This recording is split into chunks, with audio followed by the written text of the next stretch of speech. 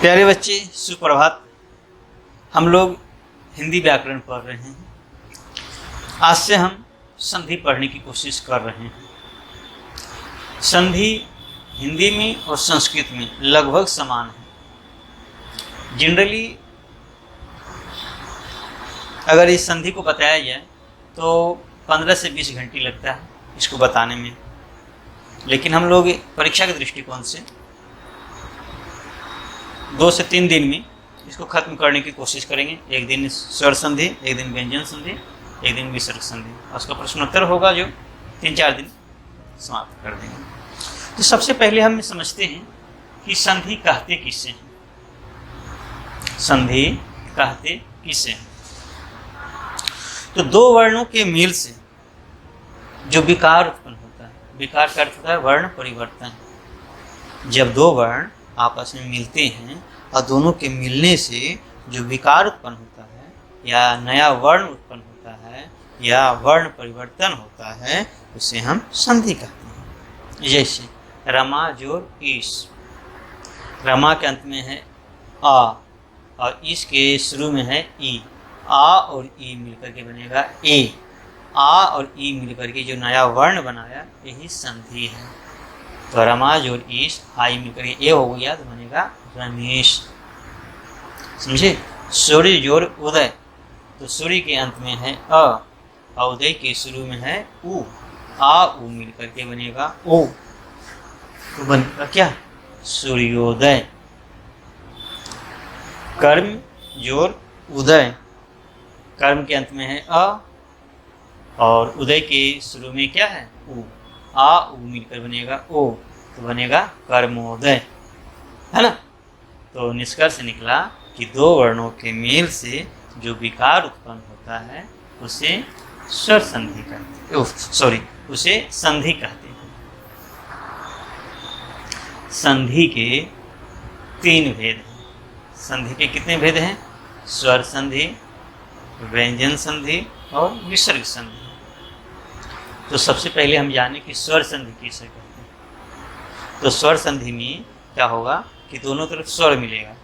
तो 2 स्वर वर्णों के मेल से जो विकार उत्पन्न होता है यानी वर्ण परिवर्तन होता है, यानी कि नया वर्ण उत्पन्न होता है, उसको स्वर संधि कहते हैं। तो स्वर संधि में क्या होगा? आगे भी स्वर और पीछे भी स्वर, और दोनों मिल करके जो विकार उत्पन्न करेगा वो क्या कहलाएगा? स्वर संधि। तो दिमाग में रखना है कि स्वर संधि में दोनों तरफ जो मिलेगा वो क्या मिलेगा? स्वर, हर हालत में स्वर, है ना?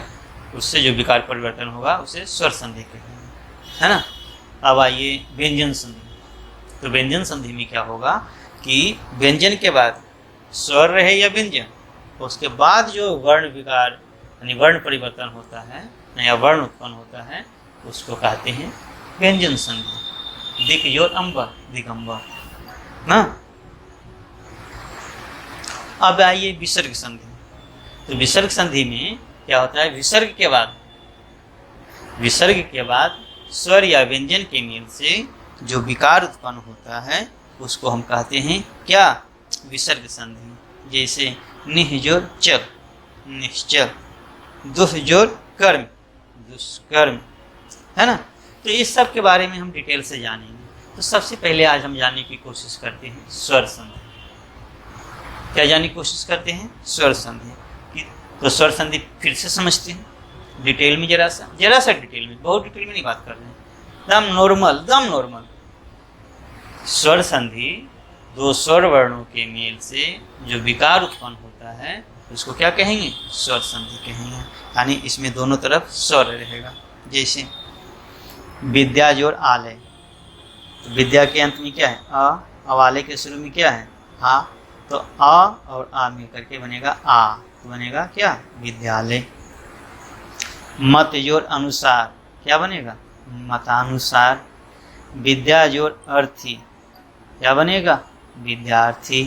रवि जोर इंद्र, रविंद्र। गण जोर ईश, गणेश। महाजोर इंद्र, महेंद्र। सूर्य जोर उदय, सूर्योदय। एक जोर एक, एकैक। सदा जोर एव, सदैव। यदि जोर अपि, यद्यपि। इति जोर आदि, इत्यादि।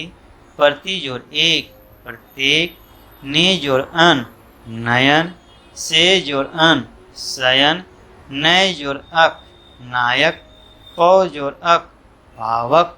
तो अब इसमें देखिए जितना भी हम बोले ने, तो देखिएगा शुरू के अंत में दो भाग था, तो पहला के अंत में और दूसरा का शुरू में, दोनों तरफ स्वर मिल रहा है ना। और स्वर के मिलने से जो विकार उत्पन्न हो रहा है वो स्वर संधि कहला रहा है।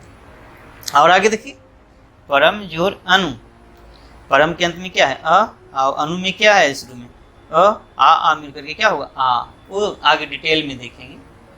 परम जोड़ अनु, परमाणु, छात्र जोड़ आवास, छात्रावास, महाजोड़ आशय, महाशय, रजनी जोड़ ईश, रजनीश, महाजोड़ उत्सव, महोत्सव, देव जोड़ ऋषि, देवर्षि, महाजोड़ ऋषि, महर्षि, तथा जोड़ एव, तथैव, महाजोड़ औषधि, महौषधि, सुजोड़ आगत, स्वागत, अनुजोड़ ईशन, अन्वेषण, पितृजोड़ आदेश, पित्रादेश, गय जोड़ अक, गायक,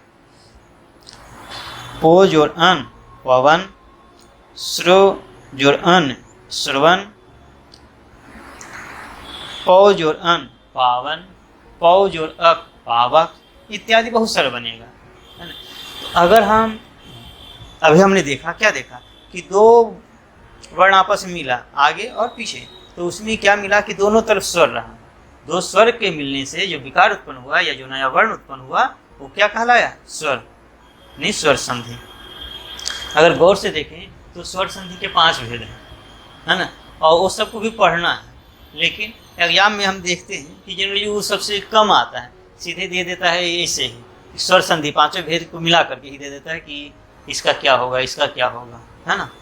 तो इसीलिए हम डायरेक्ट बात कर रहे हैं। जब डिटेल में बात करना होगा ऑफलाइन तो उसमें बात करेंगे डिटेल में। तो अगर ध्यान से देखेंगे तो स्वर संधि के 5 भेद हैं। पहला है दीर्घ संधि, दूसरा है गुण संधि, तीसरा है वृद्धि संधि, चौथा है यन संधि और 5वां है आयादी संधि। तो थोड़ा सा पांचों पर हम थोड़ा सा हल्का सा प्रकाश डालते हैं। दीर्घ संधि में क्या होगा कि दोनों तरफ एक समान वर्ण रहेगा, और एक समान वर्ण रहेगा जब आपस में मिलेगा तो हो जाएगा दीर्घ, यानी आ और आ मिलकर के हो जाएगा आ, यानी हरस आ या दीर्घ आ मिले, दो आ जब भी मिलेगा तो हो जाएगा दीर्घ आ। विद्या जोड़ आलय, विद्यालय, रत्न जोड़ आकर, रत्नाकर ना, या ई जोड़ ई मिलकर के हो जाएगा दीर्घ ई।